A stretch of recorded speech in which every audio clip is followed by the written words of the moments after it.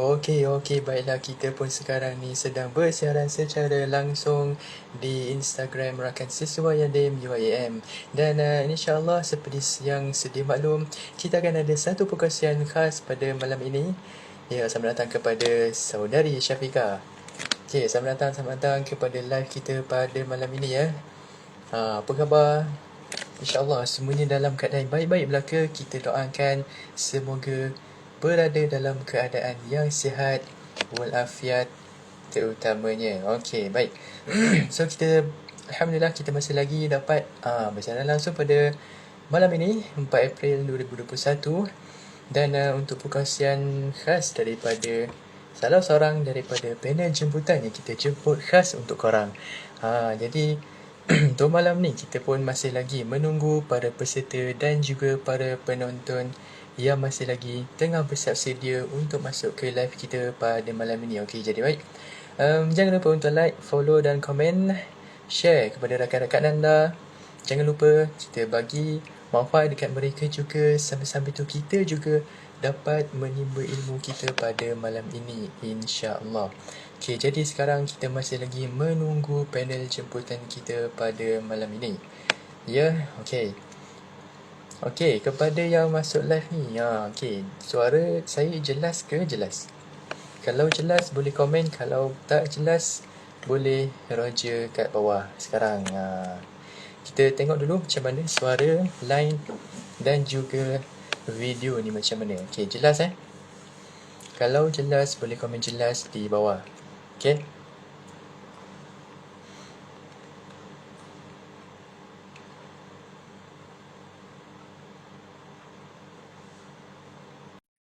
Masih menunggu kita punya panel jemputan. Harap bersabar dan harap semuanya boleh bersedia dulu dengan fizikal dan mental yang mantap. Duduk di tempat yang selesa, duduk di tempat yang boleh memudahkan kita untuk fokus pada perkongsian kita pada malam ini. Okey, terima kasih, syabas dan tahniah kepada semua yang masih lagi bersemangat dengan kita punya program pada malam ini. Dan jadi kita masih lagi menunggu panel jemputan untuk masuk ke dalam live. Okey, jelas okey, mantap. Alhamdulillah semuanya jelas. InsyaAllah sama-sama kita berada dalam live ni sehingga habis live ni. InsyaAllah perkongsian pada malam ni sangat-sangatlah menarik. Dan panel jemputan sangat-sangatlah kita sanjungi ya. Nanti kita akan perkenalkan kita punya speaker siapa pada malam ni. Jadi suara tiba-tiba tak jelas ke? Suara siapa? Suara saya ke? Testing 1, 2, 3. Oh, slow sikit. Okey. Faham. Okey, kita go live bersama dengan panel kita. Oh ya, okey, tak apa. Kita cuba. Okey. Bismillahirrahmanirrahim. Assalamualaikum warahmatullahi wabarakatuh kepada saudara Fakhrul Islam. Boleh dengar Boleh dengar dengan jelas, Alhamdulillah. Waalaikumsalam warahmatullahi Boleh, Alhamdulillah. Okey, so macam mana? Apa khabar saudara? Sihat, Alhamdulillah. Adham, apa khabar? Sihat ke? Alhamdulillah, sama juga di sini. Okey, terima kasih banyak-banyak kepada saudara Fakhrul Islam kerana sudi meluangkan masa lah untuk kita buat sedikit perkongsian di Instagram Rakan Siswa Yadim UIAM ya pada malam ni, insya-Allah. Dan untuk pengetahuan semua, saya pun kita orang tak pernah berjumpa pun, tetapi kita berjumpa di alam maya pada malam ni InsyaAllah kita sama-sama manfaatkan apa yang kita boleh dapat pada malam ini. Okey, jangan lupa untuk like, komen dan share IG live ini kepada rakan-rakan kita supaya rakan-rakan kita juga dapat mengambil manfaat dan iktibar daripada sesi perkongsian kita pada malam ini. Okey, baik. Saya perkenalkan diri dulu. Tiba-tiba buat live siapa ni kan? Okey. Nama saya ialah Adham Rafiq Adam bin Abdullah. Tahun ketiga, semester kedua. Majoring dalam Quran dan Sunnah di UIA. Dan sekarang Alhamdulillah selaku pengerusi atau presiden untuk kelab Rakan Siswa Yadim UIAM pada sesi kali ini, insya-Allah. Okey, baik. Sesi perkongsian kita pada malam ini bertajuk Teladani Mehnah Dakwah Rasulullah SAW melalui sirah junjungan besar baginda yang akan disampaikan oleh saudara Fakhrul Islam selaku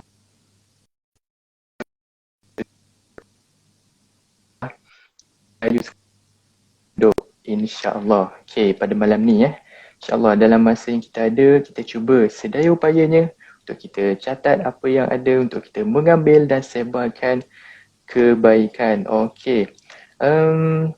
Okey, selamat datang kepada yang baru masuk live. Sekarang ni kita ni dah nak mula ni program ni. Jom kita like, komen dan share kita punya IG lah pada malam ni kepada kawan-kawan lagi. Ajak lagi yang ramai lagi kita join.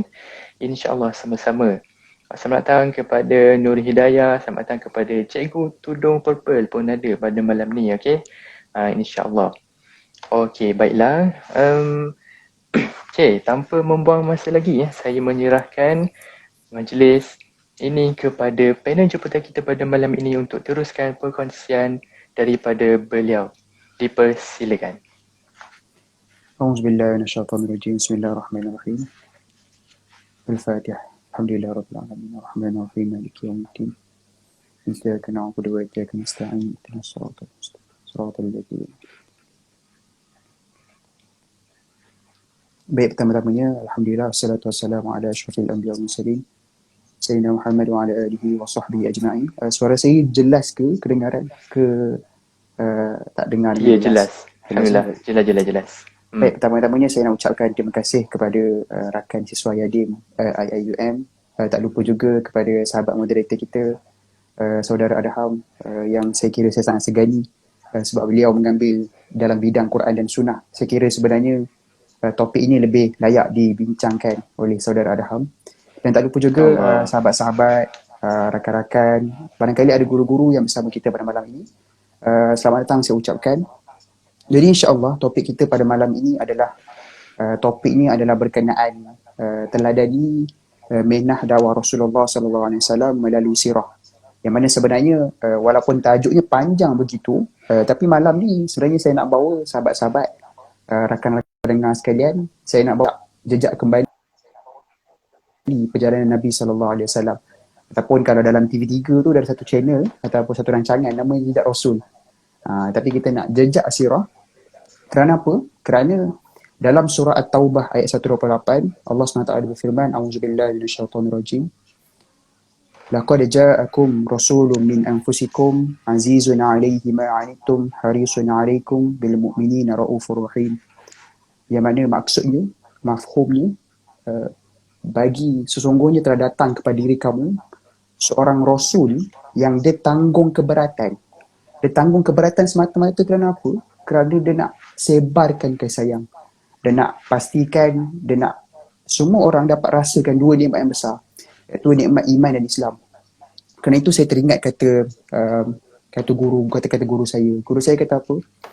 Kalau dalam kehidupan kita rasa tiba-tiba kita rasa kita tak ada value. Kita rasa macam teruknya aku ni. Kita renung kembali betapa walaupun kita rasa diri kita tak ada value, tapi di sisi Allah Subhanahu Wa Taala kita ada value. Kenapa saya katakan, kenapa guru saya kata kita ada value? Kerana kalau kita tak ada value, Allah tidak akan berikan kepada kita nikmat iman dan Islam. Maka di situ sahaja menampakkan betapa pilihan Allah terhadap kita. Allah memilih kita dengan memberikan kita nikmat iman dan Islam, menggambarkan betapa kita ada value di sisi Allah Subhanahu Wa Taala. Maka kita jangan sia-siakannya. Kita manfaatkan dua value tersebut. Manfaatkan untuk apa? Manfaatkan satu untuk kita sentiasa tingkatkan value diri kita, itu yang pertama. Kerana arti ada sebut bahawa manusia ni laqad khalaqnal insana fi ahsani taqwim. Yang mana Allah telah memuliakan manusia dengan sebaik-baik penciptaan. Tetapi manusia ni cenderung buat apa? Manusia ni cenderung melakukan satu perkara yang menghinakan dirinya. Pada ayat selepasnya, laqad khalaqnal insana fi ahsani taqwim thumma radadnahu asfala safilin. Manusia cenderung buat perkara yang menghinakan dirinya sesuai dengan tabiatnya seperti tanah. Illal ladzina amanu wa amilus solihat falahum ajrun ghairu mamnun. Allah bimbing kita bahawa kita boleh kekalkan kemuliaan yang Allah berikan kepada kita dengan kita mengamalkan beberapa perkara. Illal ladina amanu, kita beriman, kita beramal soleh, wa amilus solihat falahum ajrun ghairu mamnun. Bagi mereka ajrun ni ganjaran. Ganjaran lah, maksudnya Allah berikan pahala, Allah berikan nikmat syurga insya-Allah. Jadi kerana itulah kita perlu renung kembali kepada sirah. Kerana seperti apa yang dibacakan oleh saya pada surah At-Taubah ayat 28 jadi, bahawa pada diri seorang manusia, Nabi Muhammad sallallahu alaihi wasallam. Nabi Muhammad sallallahu alaihi wasallam ni dia struggle sepanjang hidupnya, bermula umur 40 tahun sampailah baginda wafat umur 63 tahun. Kehidupannya diserahkan hanya untuk berbakti kepada umat. Kehidupannya diserahkan hanya untuk memastikan semua orang ini mampu selamat masuk ke dalam syurga. Jadi yang antara perkara yang kita kena renungkan, kita kena explore balik, kita kena jejak balik perjalanan Nabi SAW. Mana topik hari ini secara temanya lah, ataupun topik secara mudah ni kita nak bawa tentang sirah. So sirah ni dalam bahasa Arab datang pada perkataan sayrun, ataupun kalau kita lihat kereta kan, sayaratun kereta. So kereta dengan sayrun jalan, dia macam ada kedekatan. Maksudnya dia macam, sebab apa kereta ni, dia bergerak kat mana? Kereta ni bergerak kat jarang. Kereta tu boleh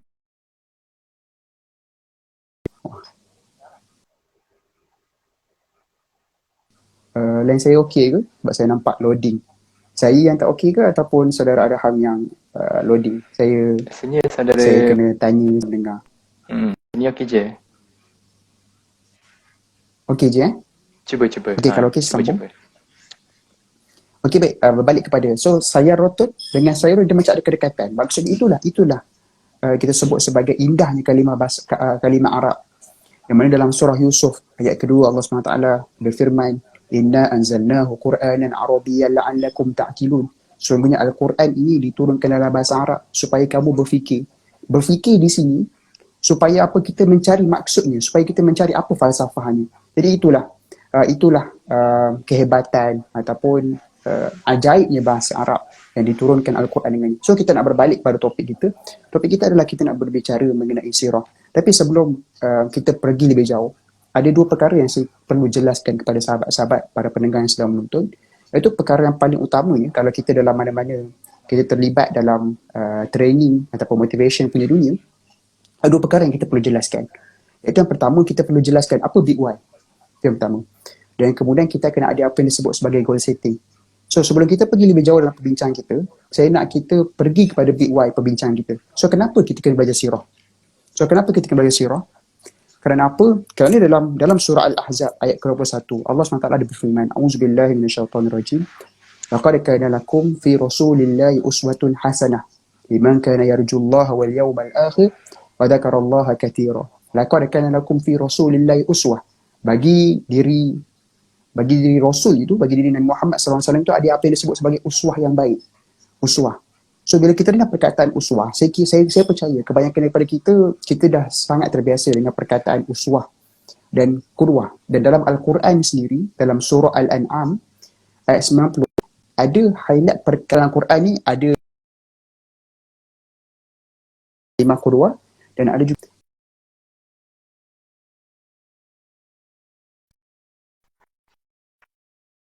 SAW. Dan satu lagi kalimah uswah refer kepada siapa? Refer kepada Nabi Ibrahim AS. Seingat saya dalam surah Al-Mumtahanah, kalau saya silap boleh betulkan. Dan kalimah qudwah hanya disebut sekali dalam surah Al-An'am ayat 90, iaitu ayatnya berbunyi, A'udzubillahi minasyaitonirrajim, ulaikal ladzina hadahumullah fabihudahu muqtadi qul la as'alukum alaihi ajra in huwa illa dzikrun lil alamin. Ulaika alladhina hadallah. Ulaika tu refer kepada siapa? Refer kepada para anbiya. Maka diseru kepada Nabi Muhammad SAW, fabi hudahu muqtadi. Iqtadi tu dia datang daripada perkataan qudwah.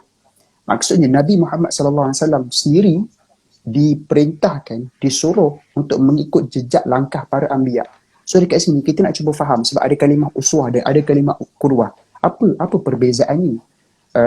Sebab bahasa Arab ini bagi setiap perkataan dia punya maknanya yang tersendiri. Kalau saya nak bantu, saya secara mudahnya, secara pantas saya akan bantu. Iaitulah kalimah qudwah ini dia refer kepada satu contoh saya bagi satu analogi atau satu contoh. Contohnya adalah saya masa kecil saya nak jadi macam Abu. Iaitu Abu ni dia adalah banker. Kenapa saya jadi Abu? Sebab saya nak jadi banker. So saya nisbahkan saya nak jadi macam Abu tu berdasarkan kepada apa? Berdasarkan kepada career-nya. Itu qudwah. Tapi uswah ni dia adalah contoh daripada segenap segi. Maksudnya daripada sekecil-kecil perkara sehinggalah kepada sebesar-besar perkara. Sebab tu kalau kita belajar, kalau kita guru-guru kita dalam bidang sirah dan juga bidang hadis dia sebutkan bahawa antara manusia yang hidupnya memang daripada hidupnya termasuklah kepada perkara-perkara yang privacy pun didedahkan supaya menjadi apa yang disebut sebagai uswah. Itulah uswah. Maksudnya kita nak contohi Nabi, Allah perintah kepada kita mengikuti SAW daripada cara mandi, cara bergaul dengan isteri, besar-besar perkara. Dan pada qudwah itu pula, qudwah ini refer kepada career. Maksud Allah perintahkan kepada Nabi SAW dalam ayat 90 surah Al-An'am tadi bahawa ikutlah jalan orang-orang yang careernya seperti para anbiya. Jalan-jalan yang Allah kurniakan petunjuk kepadanya. So macam mana kita nak dapatkan petunjuk seperti mana para anbiya dapat? Maka kita kena tengok apa yang dia lakukan. So itu qudwah. Tapi kalau uswah ni, kita follow daripada sekecil-kecil perkara, daripada cara makan, keluar rumah, kaki kanan, kaki kiri, kita follow, hinggalah kepada sebesar-besar perkara. Maka itulah perbezaan antara qudwah dan uswah. Dan kenapa kita perlu belajar sirah? Kerana pada diri Nabi SAW itu ada apa yang disebut sebagai uswah. Sebab kita dalam kehidupan kita ni, kita perlukan apa yang disebut sebagai panduan. Even cara tidur pun, kalau menurut apa yang disebut sebagai saintifik, kan dia ada bagi panduan tentang kalau kita tidur macam ni, kalau kita tidur macam ni kan nanti contoh macam kalau lelaki, kan ada saintifik yang menyebut kalau lelaki tidur meniarap, dia akan memberikan kesan kepada sekian-sekian perkara. Kalau tidur macam ni, sekian perkara. Dan rupa-rupanya saintifik ini telah pun disahkan oleh apa yang dilakukan oleh Nabi SAW. Maksudnya apa? Maksudnya perkara-perkara yang Nabi lakukan semuanya ada guideline yang boleh kita follow. Dan bukan sekadar boleh kita follow, perlu kita follow. Kenapa kita perlu follow? Kerana pada apa yang dilakukan oleh Nabi SAW itu tidak lain tidak bukan hanyalah untuk mendatangkan kebaikan kepada diri kita. Maka itu big why. Kenapa kita perlu belajar sirah, satu, dan ataupun kenapa kita perlu dalam kehidupan kita, kita kena sentiasa tengok sirah. Sebab apa? Big why-nya adalah kerana pada diri Nabi SAW itu ada apa yang disebut sebagai uswah. Itu big why. Sekarang ni kita pergi pada goal setting. So goal setting dalam kita nak melihat topik kita hari ni, sebab temanya adalah berkenaan dengan sirah. So kita nak tengok goal setting. Goal setting adalah ataupun dalam bahasa tak perlu terlalu bahasa training sangat, ataupun tak perlu bahasa yang terlalu motivasi sangat. Bahasa yang mudah untuk kita semua faham. Apa tujuan kita belajar sirah? So sebenarnya tujuan belajar sirah ni para ulama menggariskan banyak, ada sampai 10 kadang-kadang. Rupa-rupanya terlalu banyak. Bukan sebab lah. Terlalu banyak destinasi yang kita nak tuju yang membelum kita pada sirah. Dan saya akan keluarkan 3 sahaja. Apa tujuan kita belajar sirah? Itu yang pertama. Tujuan kita belajar sirah yang pertama adalah untuk kita faham tujuan pengutusan Rasul.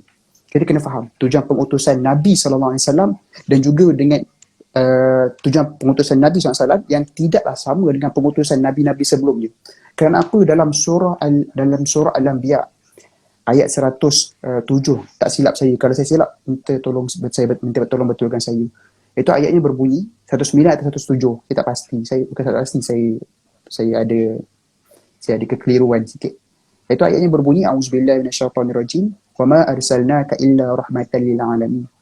Yang mana saya nak kita bagi perhatian kepada ayat ini sebab kadang-kadang kita faham ayat ini tapi kita tak berjaya memaknai ayat ini.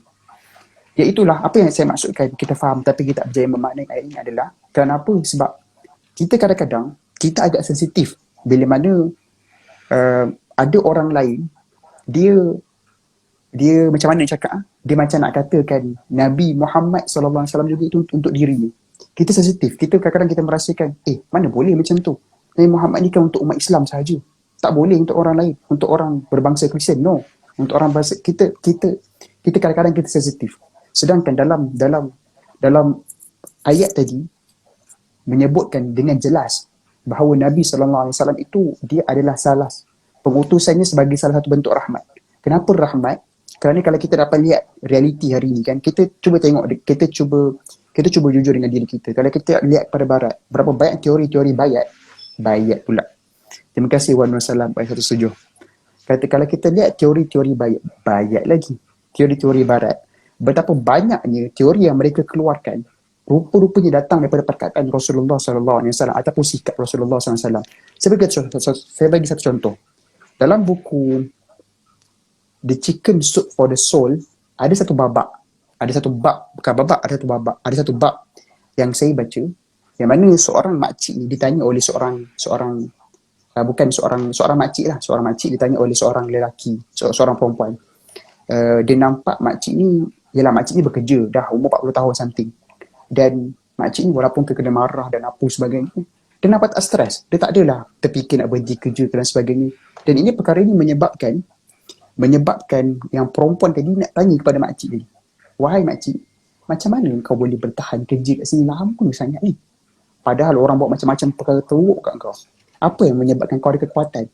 Maka kita tak kata-kata makcik ni apa. Kata-kata makcik ni dia kata apa? Dia kata, belajarlah untuk doakan kebaikan bagi orang yang buat buruk kat kita. So, bila saya renung balik dalam sirah, rupa-rupanya ini bukan perkara yang datang daripada barat, tapi ini perkara datang daripada Nabi SAW. Kenapa saya kata begitu? Cuba kita lihat babak semasa di dakwah Nabi SAW di Taif. Yang mana ketika Nabi pergi kat Taif, apa yang berlaku? Nabi pergi kat Taif dengan satu harapan yang besar. Harapannya apa? Supaya sekurang-kurangnya dapatlah ada sinar harapan, ada yang terima dakwah. Tapi apa yang berlaku? Bila Nabi pergi ke Taif, baru Nabi nak bercakap, buka mulut, baru Nabi cakap sikit, terus Nabi ditolak, dan kemudian Nabi pergi tempat lain. Orang pertama dengar tadi dalam boleh baca dalam buku Rahib Matum ada sebut, dalam buku Muhammad Martiling ada sebut, Nabi pergi kepada lelaki yang pertama. Lelaki pertama tak terima, dia marah Nabi. Dan bila Nabi nak pergi kepada lelaki yang lain, tak sempat lagi Nabi nak pergi kepada orang lain.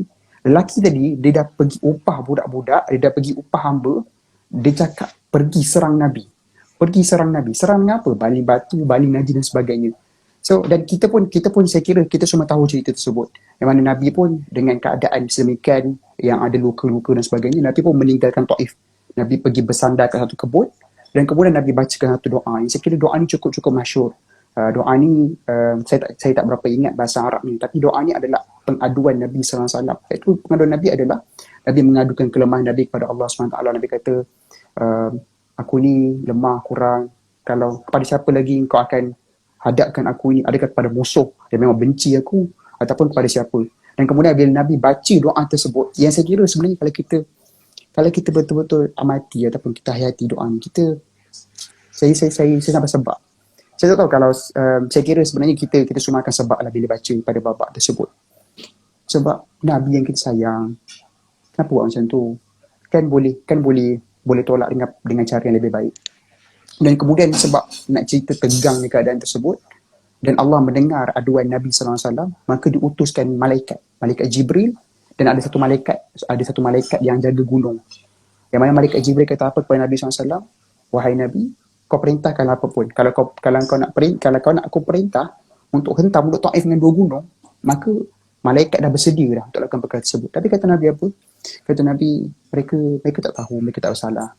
Dan Nabi kemudian apa? Nabi doakan moga-moga ada daripada keturunan penduduk Taif tadi yang akan beriman. Maka di sini kita lihat betapa besarnya pengutusan Nabi SAW, sampai apa yang Nabi lakukan menjadi panduan, pedoman kepada bukan Islam sahaja, bahkan kepada orang Kristian, kepada orang yang bukan Islam, sampaikan mereka mengeluarkan satu bab. Kalau kita dalam bahasa Melayu kita sebut sebagai kalau bunga tu kita bagi tahi macam itulah lebih kurang. Tapi yang dalam buku ni, bab ni disebut apa? Dilempar dengan tahi, diberi bunga. So, ini perkara yang kita boleh contohi pada Nabi SAW. Yang mana Nabi SAW ni dia mengajar kita banyak perkara. Satu, macam mana kita nak bermuamalah dengan manusia. Dan kemudian, bagaimana cara kita nak bersikap rahmat kepada alam, kepada haiwan. Yang mana ada satu hadis, yang masyhur, yang saya kira cukup masyhur. Kita semua dah biasa dengar. Ada seorang perempuan ni, dia masuk ke dalam neraka sebab apa? Perempuan yang baik, tapi masuk neraka sebab apa? Sebab dia kurung sampai kucing tu mati. So melihatkan betapa besarnya rahmat Nabi SAW ni kepada, bukan sekadar kepada manusia, bahkan kepada haiwan dan juga kepada alam. Itu yang pertama. Poin pertama, apa tujuan kita belajar sirah? Supaya kita jelas dan betul-betul faham bahawa pengutusan Nabi itu memang satu bentuk rahmat. Dan bila kita faham pengutusan Nabi sebagai satu bentuk rahmat, maka kita akan faham juga bahawa Al-Quran itu juga dan apa yang disebut sebagai Islam itu sendiri juga satu rahmat kepada manusia keseluruhannya. Tapi hari ini kita kena jujur dengan diri kita. Kalau kita lihat hari ini, adakah Islam itu benar-benar jadi rahmat? Hari ini sampai orang bila melihat Islam, orang jadi macam ni ke Islam? Sampai ada satu kata-kata daripada seorang ulama. Saya tak ingat nama ulama tersebut, tapi ulama tu kata apa? Aku pergi ke Mesir, aku bukan ulama tersebut secara spesifik pula kan. Aku pergi ke timur, aku lihat Islam, tapi aku tak lihat Muslim. Aku pergi ke barat, aku tak lihat Islam, tapi aku jumpa Muslim. Sampai begitu sekali. So terbalik jadinya. So bila kita faham pengutusan Nabi sebagai rahmat, maka kita benar-benar akan menjiwai bahawa Islam yang kita pegang sekarang ni juga seharusnya menjadi rahmat kepada setiap orang yang di sekeliling kita. Yang pertama. Kemudian apa tujuan kita belajar sirah? Yang kedua, iaitulah tujuannya adalah supaya kita contohi Nabi SAW dalam berdakwah. Ini perkara yang saya kira ini adalah perkara yang crucial. Kenapa? Kita hari ni, most of us, kebanyakan daripada kita semua claim kita nak berdakwah. Kita buat dakwah dan sebagainya. Tapi adakah kita benar-benar berdakwah mengikut sunnah Nabi SAW? Kerana sunnah Nabi SAW dalam berdakwah ada dua perkara. Ada dua ciri yang sangat penting. Iaitu yang pertama, ada yang disebut sebagai akhlak. Ciri yang pertama ada yang disebut sebagai akhlak. Dan kemudian ciri yang kedua, ataupun kita sebut sebagai kriteria yang perlu ada untuk kita berdakwah itu mengikut sunnah Nabi SAW adalah perlunya ada hujah. Itu perkara yang kedua. Kita kadang-kadang hari ni kita sering ada lompong antara keduanya. Kadang-kadang kita ni ada akhlak yang baik. Tapi hujah kita tak strong pula. Tapi kadang-kadang kita ada hujah yang kuat. Tapi akhlak kita pula tak apa okey. So kita nak cakap pasal akhlak dulu. Okey, baik. Kenapa saya kata bahawa sunnah Nabi SAW itu dalam berdakwah itu adalah dengan adanya akhlak. Kerana apa? Dalam satu hadis yang saya kira hadis sahih yang masyhur juga di kalangan kita, itulah hadis ni berbunyi innama bu'ithu liutammi makarimal akhlak. Ada setengah mafhumnya berbunyi liutammi masalihal akhlak. Tidaklah aku diutuskan melainkan untuk menyempurnakan kemuliaan akhlak. Maksudnya Nabi SAW apa perkara-perkara yang Nabi lakukan semuanya menunjukkan kepada kita akhlak-akhlak yang terbaik. Tapi hari ini kadang-kadang kita tak clear tau. Kita sekadar memahami akhlak ini hanya pada perbuatan. Sedangkan akhlak itu juga termasuklah daripada sudut bagaimana kita menuturkan perkataan. Sebab tu dalam satu ayat dalam surah Al-Ahzab yang mana pada ayat 70 ada berbunyi auzubillahi minasyaitonirrajim. Ya ayyuhalladzina amanu taqullaha wa qulu qawlan sadida. Wahai orang-orang yang beriman, ya ayyuhalladzina amanu taqullaha, wahai orang-orang beriman, bertakwalah kamu kepada Allah Subhanahu wa taala dan berkatalah kamu dengan perkataan yang sadidan. Sadidan maksudnya apa? Lurus. Apa maksud lurus? Maksud lurus ni adalah kalau kita lihat dalam surah Al-Kahfi. Dalam surah Al-Kahfi boleh ada bantu kita. Sadidan refer pada apa? Saddan. Baina saddain, iaitu babak melibatkan Nabi Khidir AS dengan Nabi Musa AS, iaitu babak adanya dibentulkan satu benteng ataupun satu dinding lah lebih kurang. Saddan ni wa qulu qawlan sadidan, maksudnya apa? Perkataan kita adalah perkataan dia menjadi benteng. Maksudnya benteng apa? Benteng yang tak sampai tak menyakitkan hati orang lain. Benda kita cakap bukanlah benda-benda yang mengandungi apa yang disebut sebagai sarkazm. Kadang-kadang kita ni dalam kita menegur, kadang-kadang kita suka sarkastik tau. Saya kira ini satu budaya yang kurang sihat. Tapi dia dah meresap dalam diri kita. Kita kadang cantiklah pinggan tu. Contohlah, pinggan tak cuci kan. Kita pun kata cantiklah pinggan tu. Hasilnya okey juga kat situ. Sedangkan kita boleh je bercakap dengan perkataan lebih baik. Kita cakap, siapa punya pinggan ni? Kan lebih baik kalau pinggan dicuci bersih dan kemudian diletak pada tempatnya. Kadang-kadang kita ada option lebih baik untuk bercakap dengan perkataan, dengan teguran yang tepat, tapi kita masih memilih untuk bercakap ataupun untuk menegur dengan sarkastik. So itu antara cara bagaimana kita nak berakhlak dalam menegur dan antara perkara-perkara lain. Dan kita kena clear bahawa yang disebut sebagai menegur dengan berakhlak ini dari sudut perkataan lah. Tidaklah maksudnya kita tak sampai menyakiti hati orang lain. Sebab bila kita menegur, dia suka atau tidak, dia memang akan menyentak orang lain. Maksudnya seseorang tu pastinya akan tersentak. Sebab dia melakukan perkara yang berlawanan. So teguran tu, dia akan jadi perkara yang berlawanan dengan perkara yang dilakukan. So benda tersebut, suka atau tidak, dia memang akan menyebabkan seorang itu terasa. Tapi yang lebih penting daripada itu adalah bagaimana kita menyebabkan dia terasa. Adakah kita menyebabkan dia terasa dengan sebab dakwah yang kita lakukan, ataupun kita menyebabkan dia terasa dengan perkataan-perkataan kita yang tidak tepat yang kita ucapkan. Itu yang pertama. Itu yang kita kena pahalusi balik. Kalau kita kata kita berdakwah dengan sunnah Nabi SAW, adakah kita dah berdakwah dengan berakhlak? Yang pertama. Dan termasuk cara berdakwah dengan berakhlak ini adalah kita sampaikan sesuatu dan dalam masa sama kita beramal dengan perkara yang kita sampaikan. Sebab dalam surah apa? Dalam surah As-Saff ada sebut, ya ayyuhalladzina amanu lima taquluna ma la taf'alun. Wahai orang beriman, kenapa kamu bercakap perkara yang kamu tak buat? Jadi antara ciri-ciri orang beriman adalah dia sampaikan sesuatu, dia nasihatkan sesuatu, dalam masa sama ada dua, dia dah amalkan perkara tersebut, ataupun yang keduanya dia berusaha untuk mengamalkan perkara tersebut. Sebab bila kita memberikan nasihat, hakikatnya kita sedang memberikan nasihat kepada diri kita. Itu yang pertama. So antara sunnah dalam berdakwah, kalau kita nak berdakwah mengikut sunnah Nabi SAW, itu pertamanya kita kenalah berakhlak, yang pertama. Kemudian yang kedua, yang disebut sebagai kita berdakwah ni kena ada hujah. Kenapa saya katakan bahawa sunnah Nabi SAW berdakwah dia ada hujah? Kerana dalam surah Al-Baqarah, saya tak ingat berapa, mungkin ada boleh bantu saya, tapi juzuk ketiga, iaitu babak yang membabitkan Nabi Ibrahim AS dengan raja yang menurut pandangan para ulama disebut sebagai Raja Namrud. Apa ayatnya? Auzubillahi minasyaitonirrajim. Alam tara ilal ladzi hajja Ibrahim fi rabbih an atahu Allahul mulk. Id qala Ibrahim rabbiyal ladzi yuhyi wa yumiit. Qala ana uhyi wa umiit. Qala fa inna Allah ya'ti bisyamsi minal masyriqi fa'ti biha minal maghrib. Fabuhital ladzi kafar. Wallahu la yahdil qauman zalimin. Mana maksudnya ketika berlaku dialog ataupun berlaku kita sebut sebagai perdebatan ataupun penghujahan antara Nabi Ibrahim AS dengan raja yang kafir tadi. Nabi Ibrahim kata apa? Tuhanku boleh menghidupkan dan mematikan. Dan Raja Namrud tadi dengan penuh sarkastik ni. Betul kita kata sarkastik ni adalah budaya yang tidak sihat. Sebab budaya sarkastik ni datang pada siapa? Datang daripada orang-orang syirik dan orang-orang kufur. Yang mana Raja Namrud dia kata apa? Aku pun boleh hidupkan dan mati kan? Lepas tu dia ada dua orang, dia bunuh seorang dan seorang tu dia biar hidup. So seorang tu maksudnya dia dah matikan lah, dan seorang tu maksudnya dia menghidupkan. Macam tu. So dia what? Gitu. Kemudian kata Nabi Ibrahim AS, okay. Dia macam, yelah, orang-orang yang bijak ni dia tahu, dia tak perlu melayan sangat emosi dengan, tak perlu beremosi sangat dengan orang-orang yang tak faham penghujahan. Dan kemudian Nabi Ibrahim kata apa? Tuhanku boleh terbitkan matahari daripada belah timur ataupun daripada belah barat.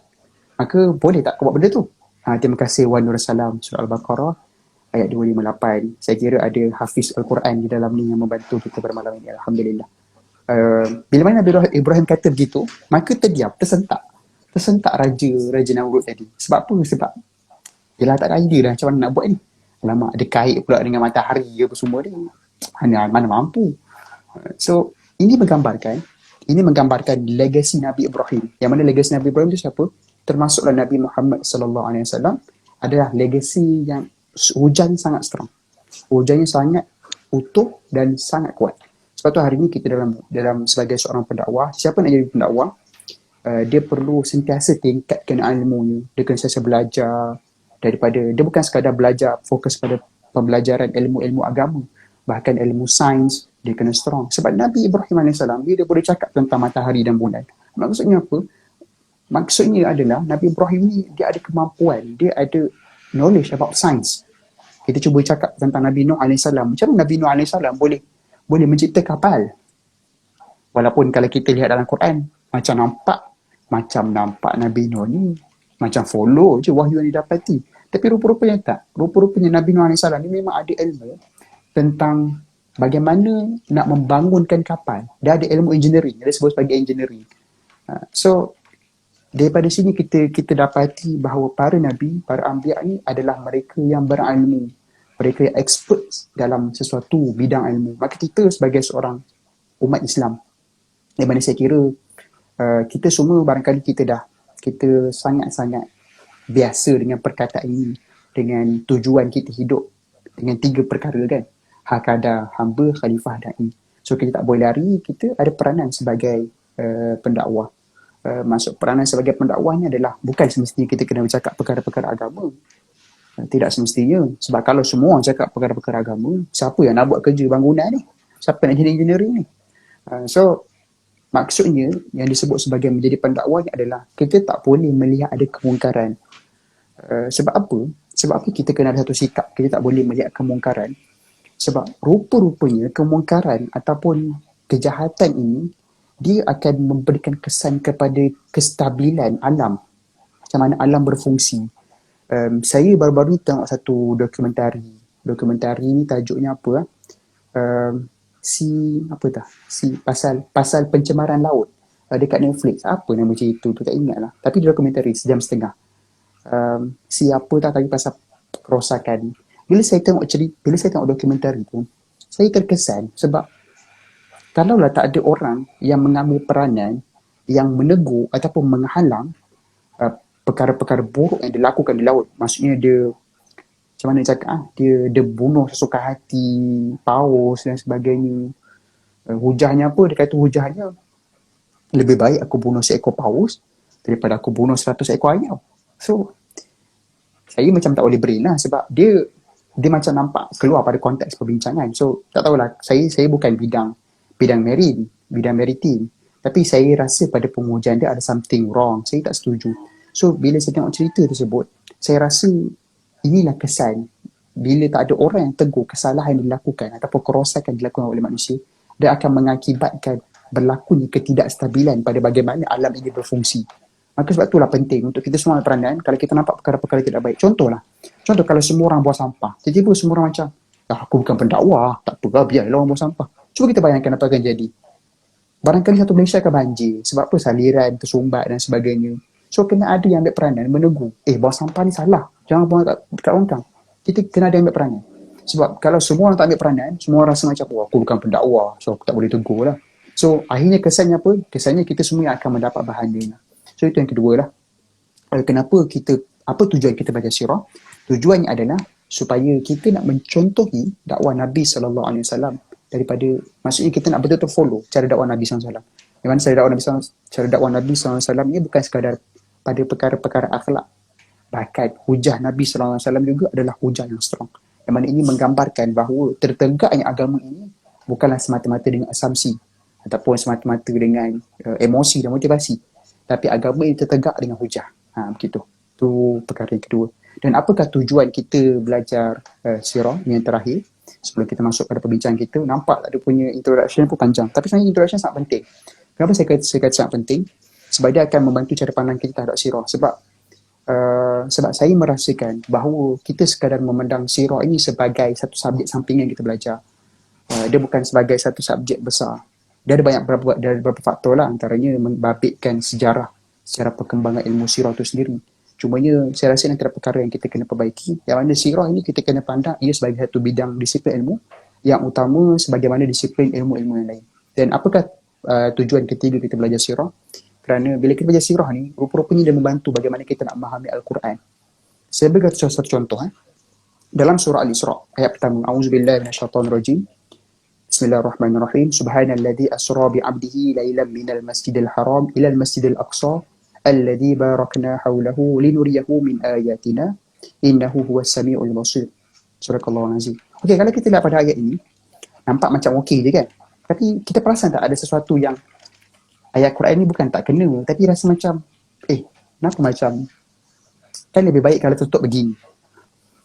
Sebab dekat awal ayat tu kan cerita tentang kebesaran Allah Subhanalladzi asra, yang berperjalankan. Maksudnya hebatnya, masya-Allah.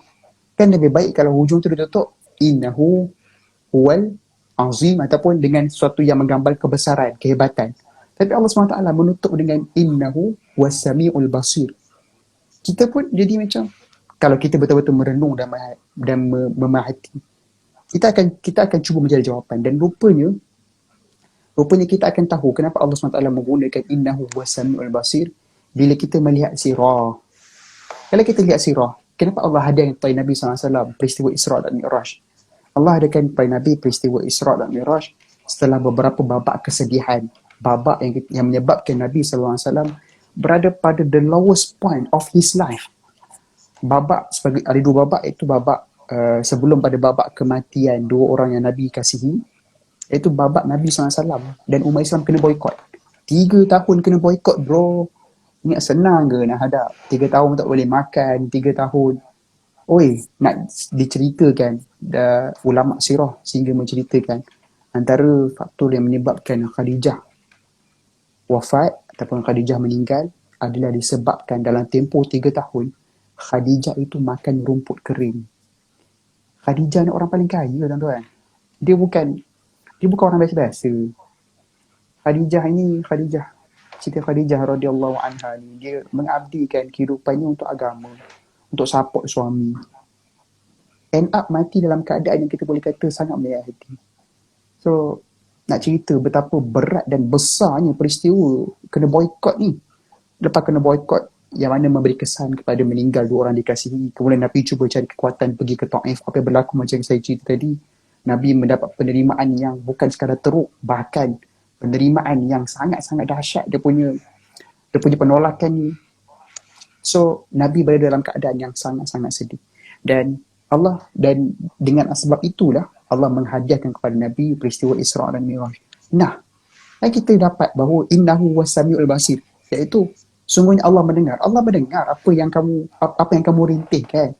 Allah mendengar apa perkataan-perkataan buruk yang diucapkan oleh kafir Quraisy. Dan Allah sendiri melihat apa yang kamu hadapi. Maka disebabkan kesabaran, disebabkan kamu tidak berputus asa, wahai Rasulullah sallallahu alaihi wasallam, maka Allah SWT menghadiahkan kepada Nabi peristiwa Isra' dan Mi'raj. Maka di sini jelas membantu kita untuk memahami Al-Quran dengan lebih baik. Dan bukan sekadar memahami Al-Quran, bahkan memahami hadis Nabi sallallahu alaihi wasallam. Kerana apa? Kerana pada segala perkara yang dilakukan oleh Nabi SAW itulah merupakan tafsiran kepada Al-Quran. So itu 3 tujuan. So sekarang ni saya kira kita dah dapat gambaran jelas tentang sangat penting untuk belajar sirah. So sekarang kita nak pergi kepada topik kita. Ada masa lebih kurang 15 minit. Saya cuba untuk sebab sebenarnya saya kira sebenarnya dia dah memenuhi dah dekat introduction tadi pun, tapi saya akan cuba untuk santuni juga.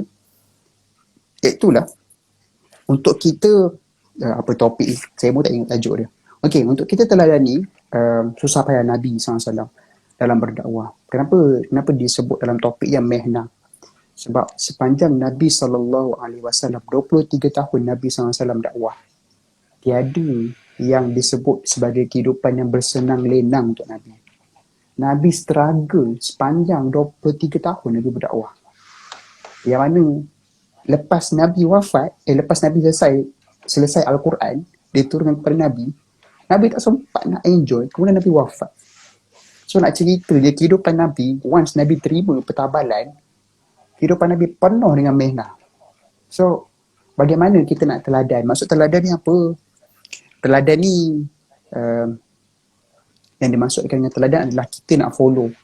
Dan kita follow tu, kita dah tahu pro and cons. Itu maksud teladan.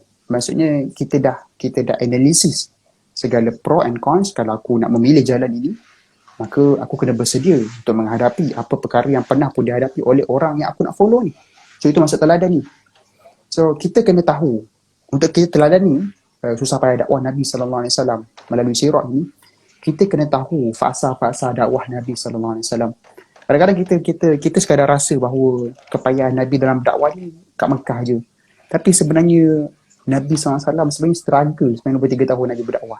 Yang mana dalam fasa dakwah Nabi, saya akan bantu sahabat-sahabat sidang pendengar sekalian, bahawa dalam fasa Nabi berdakwah ada 7 fasa. Kita macam biasa sebelum dengar, bukan fasa dakwah Nabi ada 2 je ke? Fasa dakwah secara rahsia, dakwah secara terbuka. Tapi ini satu ilmu yang saya dapat daripada guru saya dan saya nak kongsi dengan sahabat, iaitu fasa dakwah ni ada 7. Itu yang pertama, fasa dakwah secara rahsia. Kemudian fasa dakwah secara terbuka. Fasa dakwah tadi secara rahsia, secara terbuka. Kemudian fasa kena bantai. Fasa kena bantai dan adanya berlaku penghijrahan. Maksudnya tadi terbuka ni ada berlaku serangan-serangan fizikal tapi tak begitu dahsyat. Tapi bila bila sampai kepada pergi masuk fasa seterusnya, masa tu dah dahsyat, dia dah kena bantai, dia bukan sekadar kena fizikal je, dia sampai kena bantai, dia sampai disebabkan kena bantai itulah berlakunya ada para sahabat ni minta kepada Nabi, wahai Nabi SAW, boleh tak aku nak berhijrah. Maka berlakulah ada beberapa sahabat yang berhijrah ke Habsyah. Itu fasa yang ketiga, fasa kena bantai, dan kemudian fasa keempat, fasa boykot, 3 tahun kena boykot, dan fasa yang kelima itu fasa berlakunya konspirasi terhadap Nabi SAW. Konspirasi apa? Konspirasi nak bunuh. Konspirasi untuk membunuh Nabi SAW. Sebagaimana seperti berlakunya konspirasi terhadap Nabi Isa AS yang mahu disalib. Seperti itulah berlakunya konspirasi kepada Nabi Muhammad SAW yang nak dibunuh. Yang ada kita akan dapati kita akan jumpa konspirasi ini dekat mana dalam surah Al-Mulk. Nanti saya akan keluarkan ayat sirah ni. Dan itu fasa yang kelima. Dan kemudian fasa keenam, fasa Nabi dekat Madinah tapi dalam keadaan defensif. Dalam keadaan defensif, nak bangun kan. Maksudnya bila sebut defensif, maksudnya apa? Maksudnya kena serang. Ingat kan dah pergi keluar dari Mekah ni, dah damai lah kot hidup. Oh tak, masih kena serang. So Nabi defensif. Dan fasa yang terakhir, dah defensif ni, bila ada kekuatan ni, kita counter attack balik lah. So berlaku, yang tu fasa ofensif. Kita akan dapati bahawa daripada 7 fasa dakwah Nabi SAW ini, kita akan dapati 2 perkara. Kita akan dapati, iaitu yang pertama, bahawa strategi Nabi SAW dalam menyusun perancangan dakwah. Maksudnya apa? Maksudnya Nabi ni bukan main berdala. Oh tak apa, aku ada Allah yang memandu aku, yang bersama dengan aku, so aku langgar je. Tidak. Tapi Nabi menyusun strategi-strategi. Dan berdasarkan fasa ini, kita belajar 2 perkara. Itu yang pertama, iaitulah daripada 7 fasa ni kita belajar bahawa Nabi sentiasa ada ijtihad. Nabi ada strategi. Dan strategi dan ijtihad Nabi SAW itu dipandu oleh Al-Quran. Kenapa? Kerana dalam surah An-Najm ada sebut bahawa Nabi bila cakap sesuatu, Nabi tak cakap pada hawa nafsu Nabi. Wa ma yantiqu 'anil hawa in huwa illa wahyu yuha. Tidaklah Nabi sampaikan sesuatu mengikut hawa nafsu Nabi, melainkan diwahyukan oleh Allah SWT. Sebab tu kalau kita lihat dalam babak peristiwa dalam surah An-Nur. Dalam surah An-Nur kan ada satu babak hadis ifki. Kan babak masa tu genting. So masa tu Sayyidatina Aisyah radhiyallahu anha ni kena fitnah. So bila kena fitnah, masa itu para sahabat dan umat Islam masa tu tengah menunggu-nunggu apakah keputusan ataupun hukuman yang Nabi akan jatuhkan. Tapi Nabi hold. So bila Nabi hold, dia menyebabkan umat Islam pada ketika itu being divided. Satu yang benar-benar percayalah dengan apa yang Nabi lakukan. Yang kedua, dia agak terkesan sikit. Sebab apa terkesan? Sebab adanya munafik. Kalaulah Nabi dicakap sesuatu mengikut wahyunya, kenapa Nabi tak terus bagi hukuman je? Nampak sangat yang Nabi bila cakap sesuatu itu, Nabi tunggu keputusan daripada Allah SWT. Yang mana akhirnya turun ayat ke-11, turun ayat tentang hadisul ifki yang membela Sayyidatina Aisyah radhiyallahu anha. Itu yang pertama lah, kita belajar daripada 7 fasa ni. Kemudian yang kedua, apa perkara yang kita belajar? Iaitu keadaan manusia atau sarana sentiasa berubah. Sebab, saya akan cerita sedikit lah tentang 7 fasa dakwah ini. Iaitulah, pada fasa yang pertama, kita belajar pada fasa dakwah secara rahsia ni, kita barangkali ingat Nabi SAW ni dalam tempoh 3 tahun ini memang Nabi all out berdakwah. Tapi rupa-rupanya dalam tempoh 3 tahun dakwah Nabi SAW, hanya 1 tahun yang Nabi betul-betul, 1 tahun setengah Nabi betul-betul all out. 1 tahun setengah lagi, adakah Nabi duduk bersenang-senang? Tidak. 1 tahun setengah lagi adalah keadaan Nabi sedang struggle dengan diri Nabi SAW. Sebab tu dalam 5 surah yang turun dalam fasa yang pertama, 4 surah ini semuanya membangunkan Nabi SAW. Nabi, kalau sebagai contoh kita tengok dalam surah yang kedua, saya mengambil pandangan para ulama yang menyebut surah kedua turun adalah surah Al-Qalam. Yang mana surah yang kedua menyebutkan nun wal qalami wa ma yasturun ma anta bi ni'mati rabbika bimajnun. Kita barangkali kita tanya kenapa turun ayat tentang gila. Rupa-rupanya turunnya 5 ayat pertama surah Al-Qalam ini kerana Nabi SAW merasakan apa yang tengah berlaku pada Nabi sepanjang pertabalan ni. Nabi rasa macam aku ni orang gila, aku kena rasuk kot, kena istirahat dan sebagainya. So dalam tempoh 3 tahun ini, kita menggambarkan kalau kita betul-betul, kalau kita kaji kan, kita akan dapati bahawa fasa dakwah secara yang pertama ini lebih banyak fokus kepada membentuk diri Nabi SAW. Dan kita nak balik kepada poin tadi, iaitu apa yang kita belajar pada fasa-fasa dakwah ini, iaitu adalah kalau kita lihat pada fasa kedua, fasa ketiga, fasa keempat, fasa kelima, kita dapati bahawa semakin Nabi giat menyampaikan dakwah, semakin agresif sasaran. Sasaran makin sepatutnya bila semakin dapat ayat-ayat yang keras, sepatutnya makin terkesan. Tapi apa yang kita dapati bahawa kafir Quraisy, mereka bertindak sebaliknya. Sebagai satu analogi mudah. Contoh yang mana sikap mereka ini adalah mereka bila mendengar ayat tentang neraka ni, mereka kalau boleh mereka usaha sampai mereka nak hilang, tak nak dengar perkataan tu, tak nak dengar ayat-ayat Quran tu. Analoginya macam ni lah. Analogi contoh macam saya ada keluarga, ada isteri anak-anak, dah plan nak pergi petang nak pergi piknik dekat Sungai Ciling contoh. Sungai Ciling dekat Kuala Kubur Baru. So plan, tiba-tiba dah nak keluar rumah kan. Dah siap-siap packing semua nak pergi keluar rumah kan. Tiba-tiba tak tutup TV lagi. TV kata diramalkan pada petang ini akan hujan lebat. Akan mengakibatkan naiknya air di kawasan sekian. Bila saya dengar, saya kata kat anak saya, tutup TV tu sekarang. Tutup. Bapak tak nak dengar. So, adakah bila saya suruh tutup TV, ia akan mengubah keadaan yang petang tu akan hujan lebat dan menyebabkan air naik kat Sungai Ciling? Tidak, takkan berubah. Still akan naik. So, begitulah keadaannya kafir Quraisy. Mereka jadi panas telinga. Mereka berusaha nak melenyapkan apa yang disampaikan Nabi. Sebab mereka rasa, kalau tak dengar, kita selamat. Macam itulah lebih kurang. So, ini perkara kita belajar berdasarkan fasa-fasa dakwah ni. Semakin Nabi bijaksana, semakin Nabi kreatif menyampaikan dakwah, mereka bertindak semakin agresif. So, ini perkara yang kita belajar daripada 7 fasa dakwah. Yang mana apakah ibrahnya di sini? Ibrahnya adalah manusia ini dah akan berevolusi sebagaimana berevolusinya kita dalam berdakwah. Maksudnya, begitulah manusia. Manusia ni daripada dulu sampai sekarang, sikapnya sama. Sikap tamak, dulu dah ada, sekarang pun ada. Sikap hasad dengki, dulu dah ada, sekarang pun ada. Sikap tak suka, panas telinga dengan kebenaran, dulu dah ada, sekarang pun masih ada. So, para pendakwah ni dia kena bersedia. Sebagaimana dulu zaman Nabi SAW, masa Nabi berdakwah ada 7 fasa dakwah. Seperti itulah juga kita pada hari ini, realitinya, kita juga akan berhadapan fasa-fasa dakwah sedemikian. Dan itu kita perlu bersedia. Dan bagaimana cara kita nak bersedia? Sebab itulah kita kena lihat balik tujuan kita belajar sirah. Antaranya adalah dengan kita persiapkan diri kita dengan akhlak dan hujah. Kita lihat balik macam mana Nabi prepare berhadapan dengan 7 fasa dakwah tadi. Seperti itulah juga kita persiapkan diri kita. Kita make sure ourselves prepare untuk berhadapan dengan fasa-fasa dakwah yang dia akan sentiasa berulang.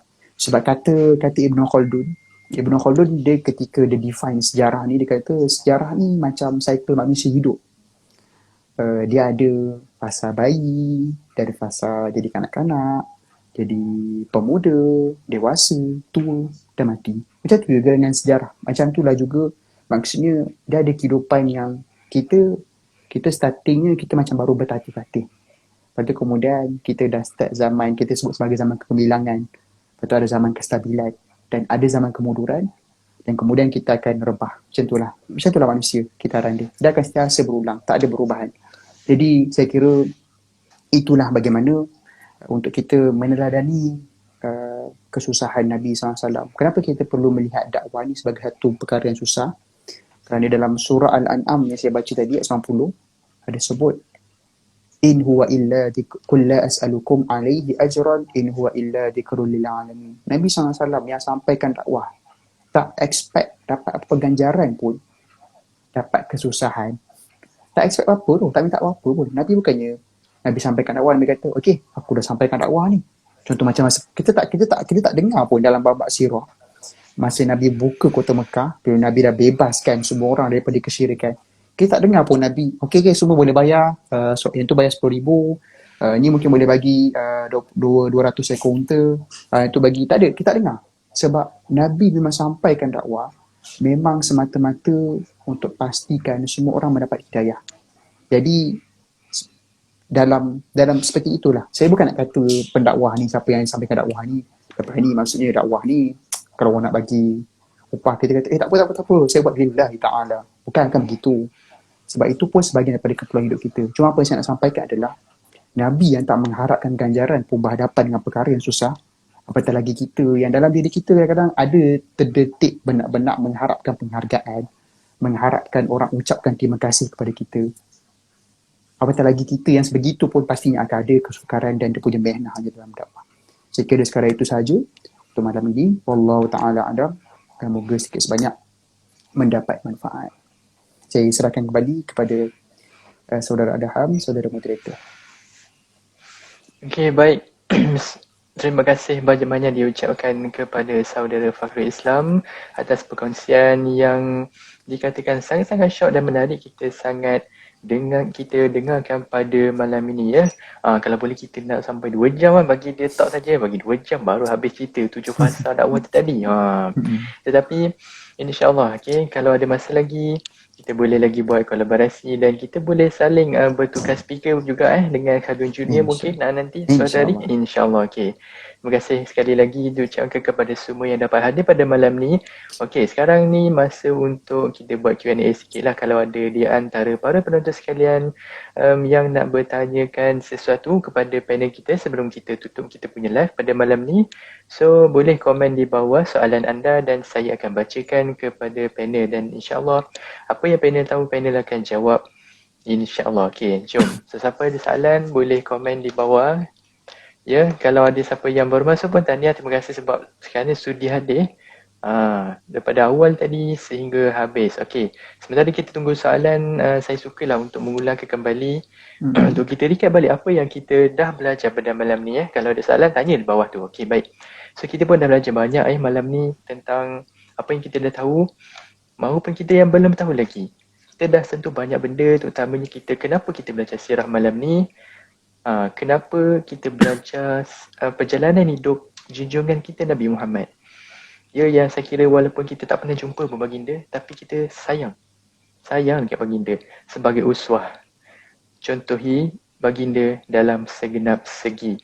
Kita pun masuk kepada tujuan utama tadi. Yang pertama ialah faham utusan Rasul yang sangat-sangat unik, iaitu rahmatan lil alamin. Bukan setakat umat Islam saja, bukan setakat di Arab saja, tidak. Tapi untuk seluruh manusia, tak kira bangsa, warna dan juga negara. Yang kedua, kita belajar ni untuk mencontohi Nabi dalam berdakwah, sebab sepanjang hidup Nabi memang tak akan terlepas. Tak akan terlepas satu detik pun Nabi berdakwah.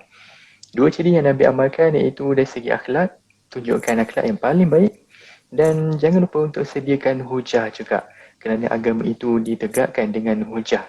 Bukan sekadar motivasi, bukan sekadar public speaking semata-mata, tidak, tetapi pada konten ataupun hujah yang sangat-sangat kuat. Seterusnya untuk memahami Quran lah.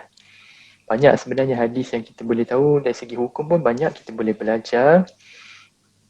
Itu ada soalan. Ustaz, maaf kalau keluar daripada topik. Soalan dia. Adakah Allah pernah bagi Nabi Muhammad melihat Dajjal? Saya kira topik ni pun topik yang agak memerlukan perbahasan dan kajian lebih mendalam. So ini soalan daripada Kak Nis tanya. Dia tanya, adakah Allah pernah bagi Nabi Muhammad melihat Dajjal? Dipersilakan panel. Baik, terima kasih soalan yang sangat baik daripada Kak Nis. Adakah Allah SWT pernah menguliakan kesempatan kepada Nabi SAW untuk melihat Dajjal? Berdasarkan satu hadis, ada seorang lelaki, saya dah berapa ingat lah apa namanya, saudara Adham ingat ke nama lelaki tersebut? Ada satu hadis di mana seorang lelaki dia ceritakan kepada Nabi SAW, dia pernah Ibnu Sayyid ke, saya tak ingat lah nama dia. Mungkin tapi saya tak apa ingat. Yang dia tengah berlayar kat laut lah hadis tersebut, kemudian terdampar satu pulau, dan kat pulau tersebut dia jumpa dengan satu binatang namanya Al-Jasasah. Maksudnya binatang tu, dia describe macam mana binatang tu berbulu apa semua.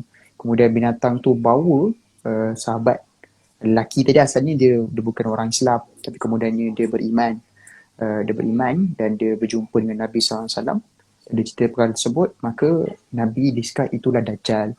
So berdasarkan hadis ini, ada dua kemungkinan.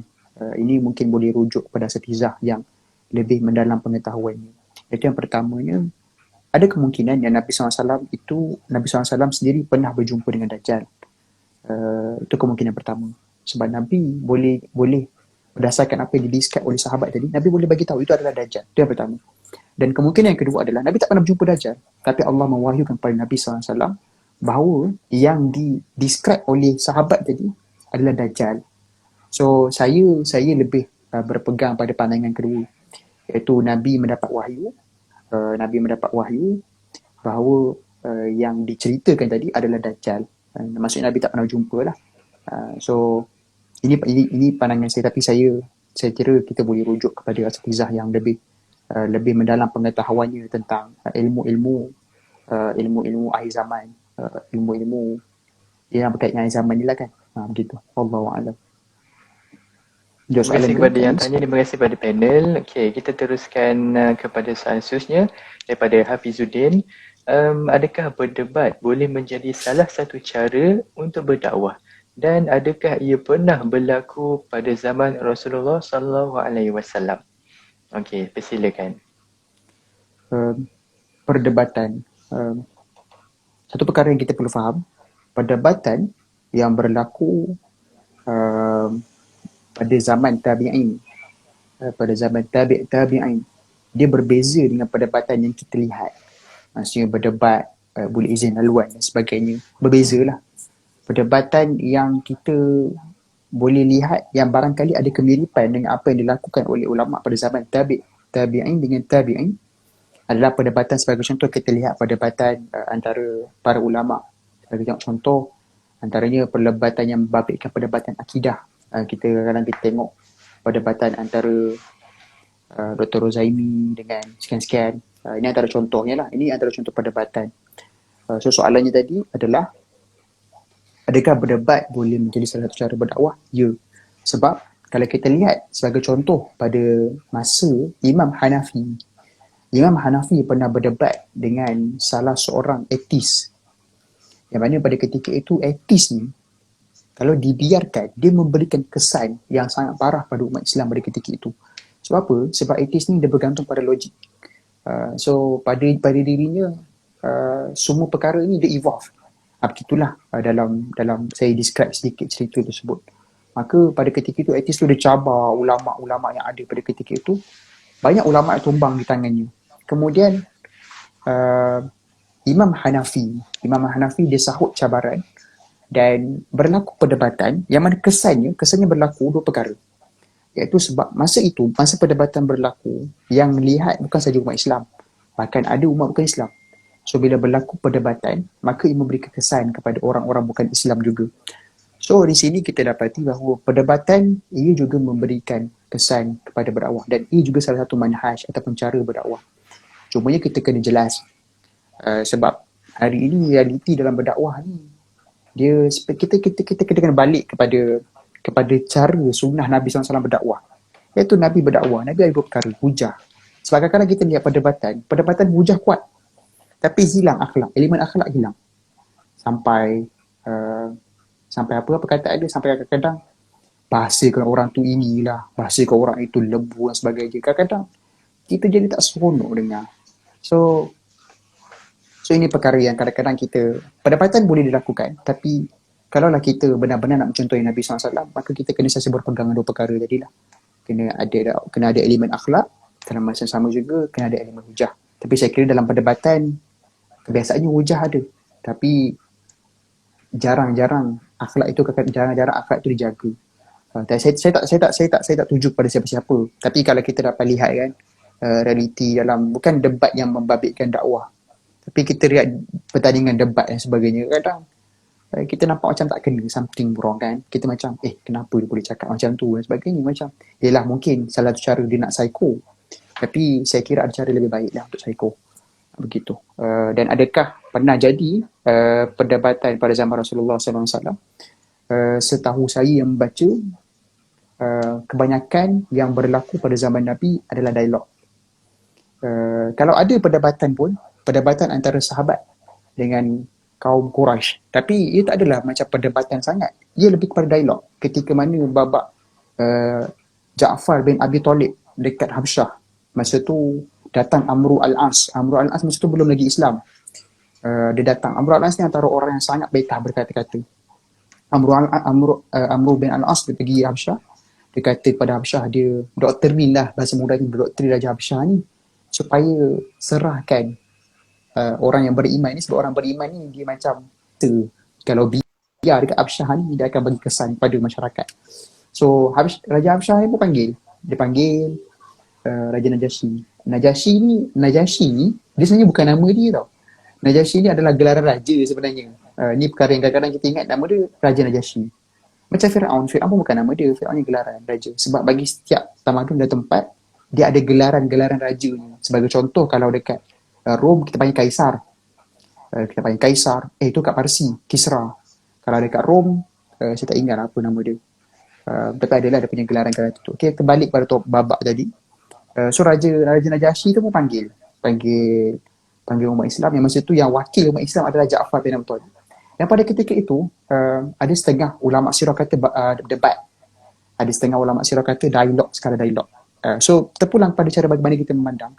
Kalau kita berpegang dengan pandangan ulama yang mengatakan itu adalah debat, maka kita boleh katakan debat sudah berlaku pada zaman Rasulullah SAW. Tapi kalau kita melihat itu sebagai dialog, maka kita katakan tak ada debat lah, tak ada debat berlaku. Begitu. So, kena kaji lebih dalam lah berkenaan babak tersebut. Wallahu a'lam. Harapnya menjawab soalan daripada siapa tadi ya? Harapnya menjawab soalan daripada Hafiz. Okay, terima kasih kepada yang tanya soalan. Terima kasih kepada panel kerana sudi menjawab soalan. Diharapkan agar jawapan itu memuaskan hati dan menjawab kepada soalan. Okay, saya kira setakat itu saja untuk soalan. Okey, baik. Sebelum kita berakhir, kita pun ada nak maklumkan kita punya program yang akan datang. So, kalau korang nak tahu lagi, korang boleh follow kita orang punya IG. Kita orang akan update dekat situ, dekat story dan dekat feed. Okey, untuk esok 5 hari bulan hingga 8 hari bulan, kita akan ada sesi Al-Mud secara live di IG ni juga. Okey, ada siswa Yadim, _IUM. Dan 9 hari bulan kita akan ada sharing session lagi. Sesi perkongsian lagi dengan satu seorang lagi panel, iaitu Saudara Haikal Luqman. InsyaAllah kita akan bawakan. Kemudian pada 10 hari bulan kita akan ada talk bedah filem tentang isu kemiskinan head. Dan sehari lepas tu, 11 hari bulan 4, kita akan ada talk usahawan bangkit ketika COVID. Kemudian pada 23 hari bulan 4, kita ada program kolaborasi dengan MRC Zaid daripada UIA Pagoh. Okay, itu dalam bulan Ramadan lah. Kita pun dah nak dekat Ramadan. So 29 di bulan 4 kita pun ada program kolaborasi bersama dengan Perkim UIA Gombak dalam satu likop berkenaan nuzul Al-Quran. So jadi itu saja untuk makluman pada program untuk bulan ini. So semoganya semua boleh menyertai lagi program-program yang diadakan oleh RSYUIM Gombak ini. Okey, kami pun menanti anda untuk join bersama dengan kami. Sebab sebelum ni program kami memang full house lah orang kata. Memang 100 orang, 90 orang yang datang kan. Sebelum ni, talk sebelum ni, masya-Allah kan. Semakin maknanya kita nampak semakin kita biasakan diri dengan keadaan yang baru ni. Kita tak ada masalah pun sebenarnya. This is about mindset je dan kebiasaan kita. Jadi terima kasih diucapkan sekali lagi kepada panel Saudara Fakulti Islam dan daripada Khalidun Juni sendiri. Terima kasih, insyaAllah kita akan, kalau boleh lagi kita akan panggil lagi, kita akan saling bertukar sesi pula, mana tahu insyaAllah. So terima kasih kepada yang hadir pada malam ni, daripada awal, daripada pertengahan maupun pada akhir, insyaAllah. Apa yang kita dapat daripada program kita, perkongsian kita pada malam ni, kita share lagi kepada orang ramai. Tak ada masalah, okay? Ilmu kita dapat free, kita share secara free. Orang tu pun akan share lagi. InsyaAllah sama-sama dapat manfaat. Jadi akhir sekali kita tutup majlis kita pada malam ni dengan tasbih kafarah dan surah Al-Aus.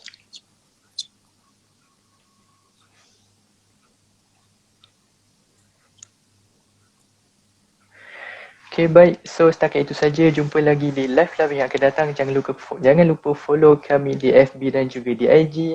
Selamat malam diucapkan kepada semua. Assalamualaikum warahmatullahi taala wabarakatuh.